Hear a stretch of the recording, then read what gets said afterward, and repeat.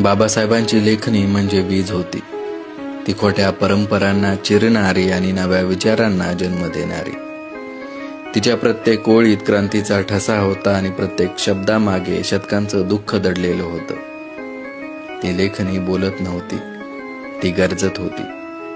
वर्णभेद, अज्ञान आणि अन्यायावर थेट प्रहार करत होती. ती लेखणी फक्त क्रांतीच्या पानांवर नव्हती, ती माणसांच्या मनात रुजली, विचारांच्या मातीमध्ये खोलवर अंकुरली.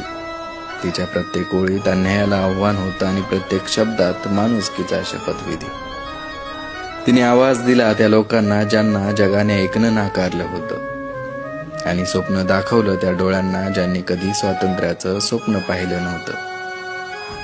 ती लेखणी प्रत्येक अक्षरात माणसाचं माणूसपण शोधत राहिली आणि गुलामगिरीच्या साखळ्या तोडून स्वाभिमानाचं राज्य उभं केलं.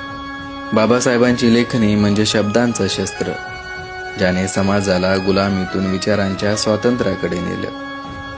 आजही ती लेखणी जिवंत आहे, प्रत्येक विद्यार्थ्याच्या लिखाणात, प्रत्येक जागत्या मनात आणि प्रत्येक त्या हृदयात जिथे समतेचा जयघोष घुमतो.